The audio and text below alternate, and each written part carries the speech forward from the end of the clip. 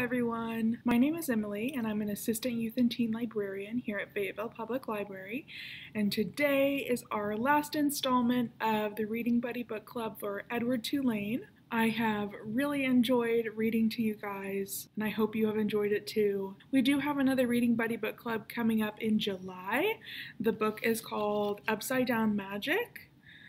If you guys would like to join in for that as well, the signups are open now. And with that, let's finish up The Miraculous Journey of Edward Tulane by Kate DiCamillo. Chapter 20. How many dancing rabbits have you seen in your life? Bryce said to Edward. I can tell you how many I've seen. 1. You. That's how you and me are going to make some money. I seen it the last time I was in Memphis. Folks put on any kind of show right there on the street corner and pay 'em for it. I've seen it. The walk to town took all night. Bryce walked without stopping, carrying Edward under one arm and talking to him the whole time. Edward tried to listen, but the terrible scarecrow feeling had come back. The feeling he had when he was hanging by his ears in that old lady's garden. The feeling that nothing mattered, that nothing would ever matter again. And not only did Edward feel hollow, he ached. Every part of his china body hurt. He ached for Sarah Ruth. He wanted her to hold him. He wanted to dance for her. And he did dance, but it was not for Sarah Ruth. Edward danced for strangers on a dirty street corner in Memphis. Bryce played his harmonica and moved Edward's strings, and Edward bowed and shuffled and swayed, and people stopped to stare and point and laugh. On the ground in front of them was Sarah Ruth's button box. The lid was open to encourage people to drop change inside it. Mama, said a small child, look at that bunny. I want to touch him. He reached out his hand for Edward. No, said the mother, dirty. She pulled the child back, away from Edward. Nasty, she said. A man wearing a hat stopped and stared at Edward and Bryce. It's a sin to dance, he said, and then after a long pause, he said, it's a particular sin for rabbits to dance. The man took off his hat and held it over his heart. He stood and watched the boy and the rabbit for a long time. Finally, he put his hat back on his head and walked away. The shadows lengthened. The sun became an orange dusty ball low in the sky. Bryce started to cry. Edward saw his tears land on the pavement. But the boy did not stop playing his harmonica. He did not make Edward stop dancing. An old woman leaning on a cane stepped up close to them. She stared at Edward with deep, dark eyes. Pellegrina? Thought the dancing rabbit. She nodded. Look at me, he said to her. His arms and legs jerked. Look at me. You got your wish. I have learned how to love. And it's a terrible thing. I'm broken. My heart is broken. Help me. The old woman turned and hobbled away. Come back, thought Edward. Fix me. Bryce cried harder. He made Edward dance faster. Finally, when the sun was gone and the streets were dark, Bryce stopped playing his harmonica. I'm done now, he said. He let Edward fall to the pavement. I'm not going to cry anymore. Bryce wiped his nose and his eyes with the back of his hand. He picked up the button box and looked inside it. We got us enough money to get something to eat, he said. Come on, Jangles. Chapter 21. The diner was called Neil's. The word was written in big neon letters that flashed on and off. Inside it was warm and bright and smelled of fried chicken and toast and coffee. Bryce sat at the counter and put Edward on a stool next to him. He leaned the rabbit's forehead up against the counter so that he would not fall. What are you going to have, sugar? The waitress said to Bryce. Give me some pancakes, said Bryce, and some eggs, and I want steak too. I want a big old steak, and some toast, and some coffee. The waitress leaned forward and pulled at one of Edward's ears and then pushed him backwards so that she could see his face. This your rabbit? She said to Bryce. Yes, he's mine now. He belonged to my sister. Bryce wiped at his nose with the back of his hand. We're in show business, me and him. Is that right? Said the waitress. She had a name tag on the front of her dress. Marlene, it said. She looked at Edward's face, and then she let go of his ear, and he fell forward so that his head rested against the counter again. Go ahead, Marlene, thought Edward. Push me around. Do with me as you will. What does it matter? I'm broken. The food came, and Bryce ate it all without even looking up from his plate. Well, you were hungry for sure, said Marlene as she cleaned away the plates. I reckon show business is hard work. Yes, said Bryce. Marlene tucked the check under the coffee cup. Bryce picked it up and looked at it and then shook his head. I ain't got enough, he said to Edward. Ma'am, he said to Marlene when she came back and filled up his coffee cup, I ain't got enough. What, sugar? I ain't got enough money. She stopped pouring the coffee and looked at him. You're going to have to talk to Neil about that. Neil, it turned out, was both the owner and the cook. He was a large, red-haired, red-faced man who came out of the kitchen holding a spatula in one hand. You came in here hungry, right? He said to Bryce. Yes, sir, said Bryce. He wiped his nose with the back of his hand. And you ordered some food and I cooked it and Marlene brought it to you, right? I reckon, said Bryce. You reckon? Said Neil. He brought the spatula down on the countertop with a thwack. Bryce jumped. Yes, sir. I mean, no, sir. I cooked it for you, said Neil. Yes, sir, said Bryce. He picked Edward up off the stool and held him closer. Everyone in the diner had stopped eating. They were all staring at the boy and the rabbit and Neil. Only Marlene looked away. You ordered it. I cooked it. Marlene served it. You ate it. Now, said Neil, I want my money. He tapped the spatula lightly on the counter. Bryce cleared his throat. You ever seen a rabbit dance? He said. How's that? Said Neil. You ever before in your life seen a rabbit dance? Bryce set Edward on the floor and started pulling the strings attached to his feet, making him do a slow shuffle. He put his harmonica in his mouth and played a sad song that went along with the dance. Somebody laughed. Bryce took the harmonica out of his mouth and said, He could dance some more if you want him to. He could dance to pay for what I ate. Neil stared at Bryce, and then without warning, he reached down and grabbed a hold of Edward. This is what I think of dancing rabbits, said Neil. And he swung Edward by the feet, swung him so that his head hit the edge of the counter hard. There was a loud crack. Bryce screamed, and the world, Edward's world, went black. Chapter 22. It was dusk, and Edward was walking down the sidewalk. He was walking on his own, putting one foot in front of the other without any assistance from anybody. He was wearing a fine suit made of red silk. He walked down the sidewalk, and then he turned into a path that led up to a house with lighted windows. I know this house, thought Edward. This is Abilene's house. I am on Egypt Street. Lucy came running out of the front door of the house, barking and jumping and wagging his tail. Down, girl, said a deep, gruff voice. Edward looked up, and there was Bull, standing at the door. Hello, Malone, said Bull.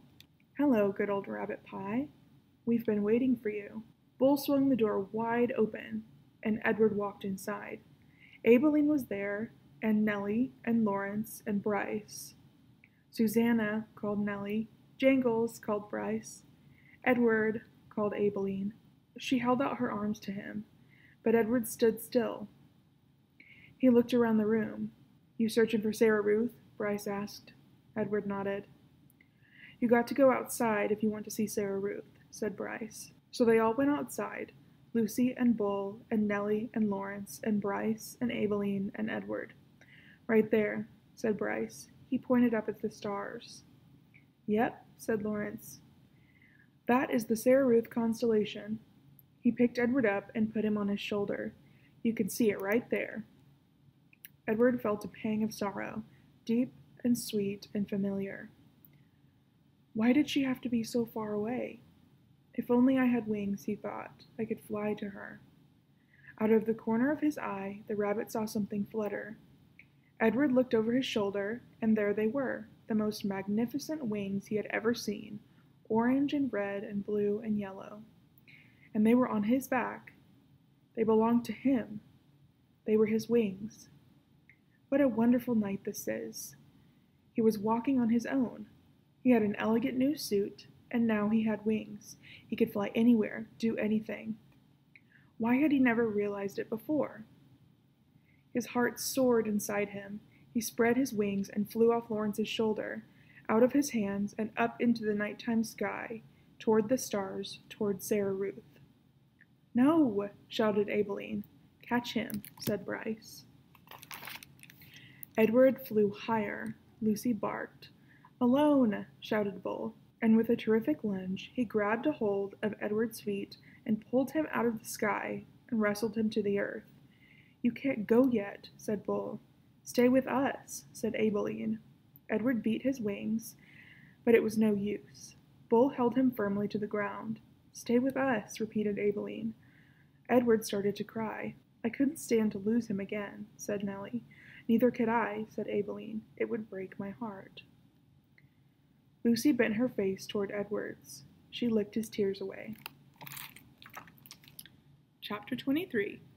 "Exceedingly well made," said the man who was running a warm cloth over Edward's face. "A work of art. I would say, a surpassingly, unbelievably dirty work of art, but art nonetheless. And the dirt can be dealt with, just as your broken head has been dealt with." Edward looked into the eyes of the man. "Ah, there you are," the man said. "I can see that you are listening now. Your head is broken. I fixed it. I brought you back from the world of the dead." "My heart," thought Edward. "My heart is broken." No need to thank me," the man said. "It's my job, quite literally. Allow me to introduce myself. I am Lucius Clark, doll mender. Your head, may I tell you? Will it upset you? Well, I always say that truth must be met head-on, no pun intended. Your head, young sir, was in 21 pieces. 21 pieces? Edward repeated mindlessly. Lucius Clark nodded. 21, he said. All modesty aside, I must admit that a lesser doll mender, a doll mender without my skills, might not have been able to rescue you. But let's not speak of what might have been. Let us speak instead of what is. You are whole. You have been pulled back from the brink of oblivion by your humble servant, Lucius Clark. And here Lucius put his hand on his chest and bowed deeply toward Edward. This was quite a speech to wake up to, and Edward lay on his back, trying to absorb it. He was on a wooden table. He was in a room with sunshine pouring from high windows.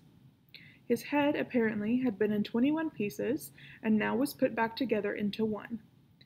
He was not wearing a red suit. In fact, he had no clothes on at all. He was naked again, and he did not have wings. And then he remembered. Bryce, the diner, Neil swinging him through the air. Bryce. You are wondering, perhaps, about your young friend, said Lucius, the one with the continually running nose. Yes. He brought you here, weeping, begging for my assistance. Put him together again, he said. Put him back together. I told him, I said, young sir, I am a businessman. I can put your rabbit back together, for a price. The question is, can you pay this price? He could not. Of course he could not. He said that he could not. I told him then that he had two options, only two. The first option being that he seek assistance elsewhere. Option 2 was that I would fix you to the very best of my considerable abilities, and then you would become mine. His no longer, but mine. Here Lucius fell silent. He nodded, agreeing with himself. Two options only, he said, and your friend chose option 2. He gave you up so that you could be healed. Extraordinarily, really, Bryce, thought Edward. Lucius Clark clapped his hands together. But no worries, my friend, no worries. I fully intend to keep up my end of the bargain. I will restore you to what I perceive to be your former glory. You shall have rabbit fur ears and a rabbit bird tail. Your whiskers will be repaired and replaced, your eyes repainted to a bright and stunning blue. You will be clothed in the finest clothes. And then, some day, I will reap the return on my investment in you. All in good time, all in good time. In the doll business, we have a saying, there is real time and there is doll time. You, my fine friend, have entered doll time. Chapter 24. And so Edward Tulane was mended, put together, cleaned and polished, dressed in an excellent suit and placed on a high shelf for display. From this shelf, Edward could see the whole shop, Lucius Clark's workbench, and the windows to the outside world, and the door that the customers used to enter and leave. From this shelf, Edward saw Bryce open the door one day and stand in the threshold, the silver harmonica in his left hand flashing brilliantly in the sunlight flooding in through the windows. "Young sir," said Lucius, "I'm afraid we made a deal." "Can't I see him?" asked Bryce. He wiped his hand across his nose, and the gesture filled Edward with a terrible feeling of love and loss. "I just want to look at him." Lucius Clark sighed. "You may look," he said. "You may look, and then you must go and not come back. I cannot have you in my shop every day mooning over what you have lost." "Yes, sir," said Bryce. Lucius sighed again. He got up from his workbench and went to find Edward's shelf and picked him up and held him so that Bryce could see him. "Hey, Jangles," said Bryce, "you look good. The last time I seen you, you looked terrible. Your head was busted in and—" "He is put together again," said Lucius, "as I promised you he would be." Bryce nodded. He wiped his hand across his nose.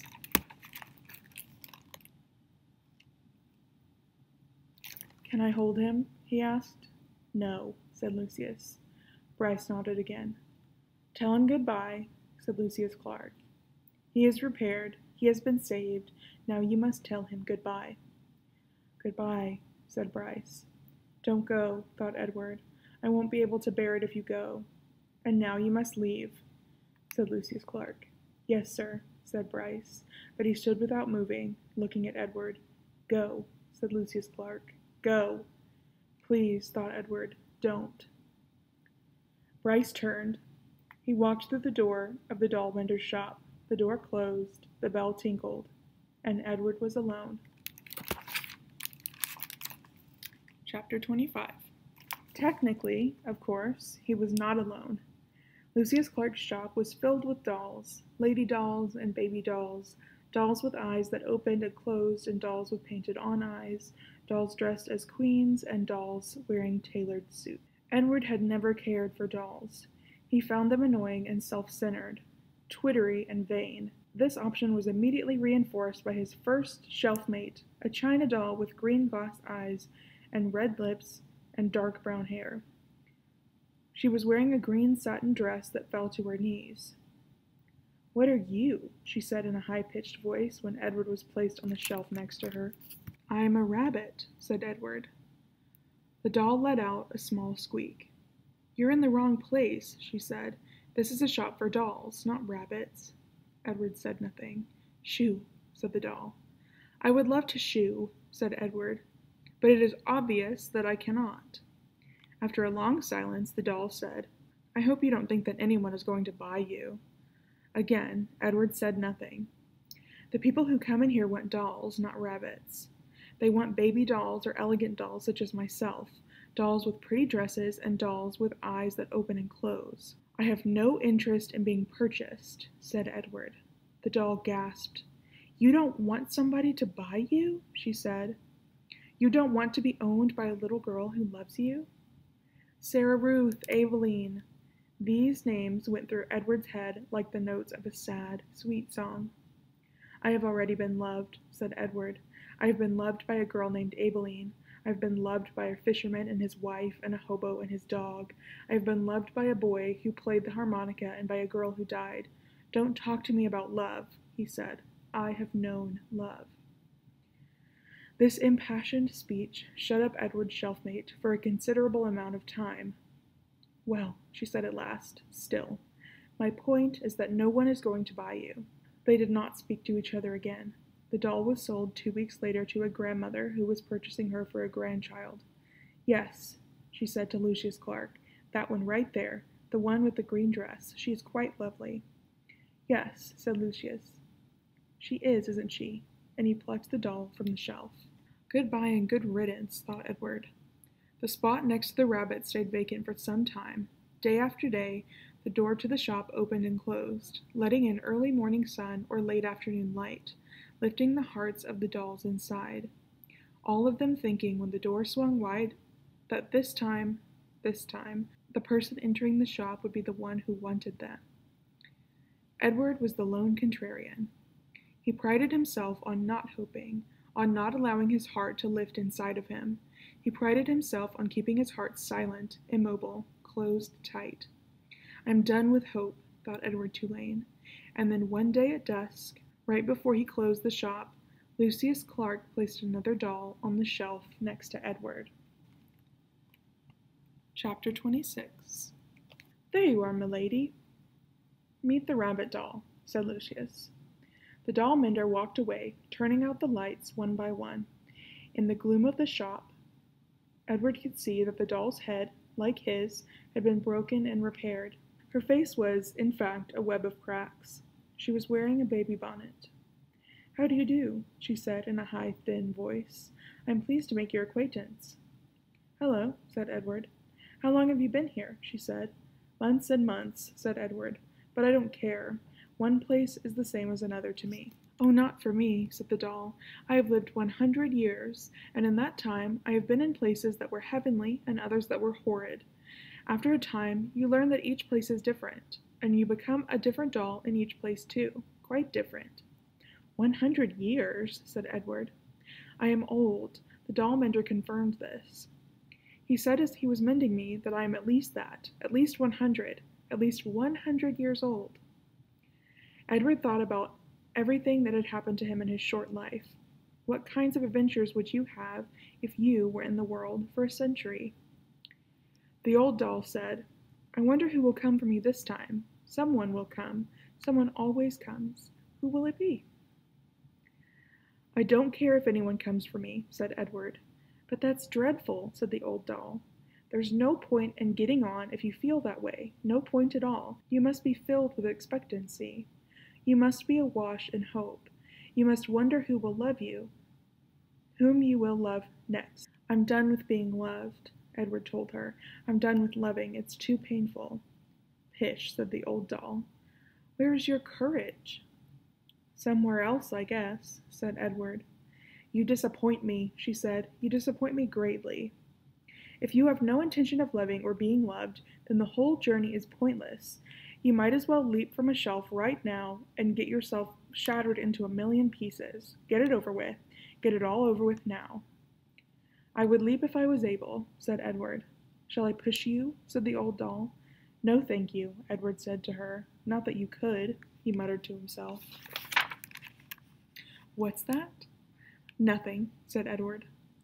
The dark in the doll shop was now complete. The old doll and Edward sat on their shelf and stared straight ahead. "You disappoint me," said the old doll. Her words made Edward think of Pellegrina, of warthogs and princesses, of listening and love, of spells and curses. What if there was somebody waiting to love him?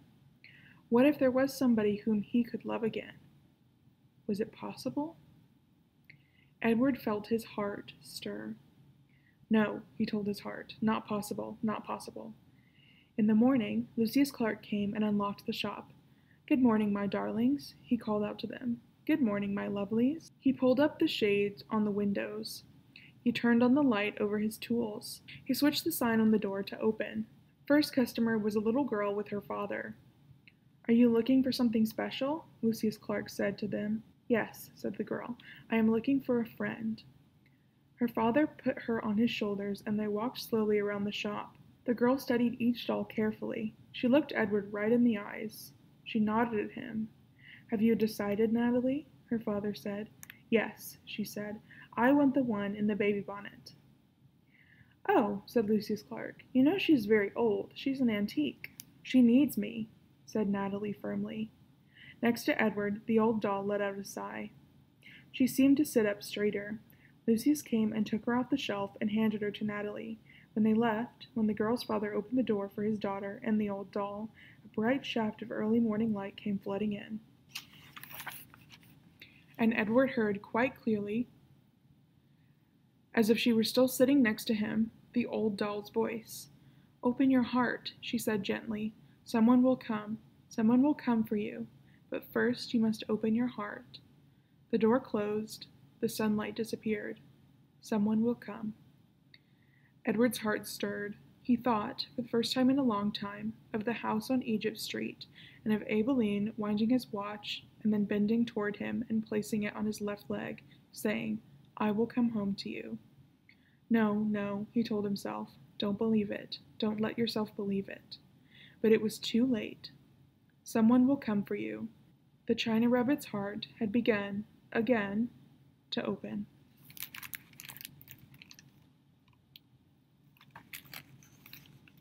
Chapter 27. Seasons passed, fall and winter and spring and summer. Leaves blew in through the open door of Lucius Clark's shop, and rain, and the green, outrageous, hopeful light of spring. People came and went, grandmothers and doll collectors, and little girls with their mothers. Edward Tulane waited. The seasons turned into years. Edward Tulane waited. He repeated the old doll's words over and over until they wore a smooth groove of hope in his brain. Someone will come for you. And the old doll was right. Someone did come. It was springtime. It was raining. There were dogwood blossoms on the floor of Lucius Clark's shop. She was a small girl, maybe 5 years old, and while her mother struggled to close the blue umbrella, the little girl walked around the store, stopping and staring solemnly at each doll and then moving on. When she came to Edward, she stood in front of him for what seemed like a long time. She looked at him, and he looked back at her. "Someone will come," said Edward. "Someone will come for me." The girl smiled, and then she stood on her tiptoes and took Edward off the shelf. She cradled him in her arms. She held him in the same ferocious, tender way Sarah Ruth had held him. "Oh," thought Edward, "I remember this." "Madam," said Lucius Clark, "could you please attend to your daughter? She's holding a very fragile, very precious, quite expensive doll." "Maggie," said the woman. She looked up from the still open umbrella. "What have you got?" "A rabbit," said Maggie. "A what?" said the mother. "A rabbit," said Maggie again. "I want him."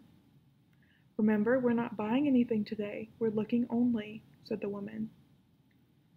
"Madam," said Lucius Clark, "please." The woman came and stood over Maggie. She looked down at Edward. The rabbit felt dizzy. He wondered, for a minute, if his head had cracked open again, if he was dreaming. "Look, Mama," said Maggie. "Look at him." "I see him," said the woman. She dropped the umbrella. She put her hand on the locket that hung around her neck, and Edward saw that it was not a locket at all. It was a watch, a pocket watch. It was his watch. "Edward," said Aileen. "Yes," said Edward. "Edward," she said again, certain this time. "Yes," said Edward. "Yes, yes, yes. It's me." That's it. We finished it. I hope that you guys enjoyed our reading of The Miraculous Journey of Edward Tulane. I am so happy that you guys got to join me. And don't forget, we do have another Reading Buddy book club open now. If you guys would like to join us for July, make sure you're keeping track of your reading for the summer reading club. And I hope you guys are having a great summer. I will see you later. Bye.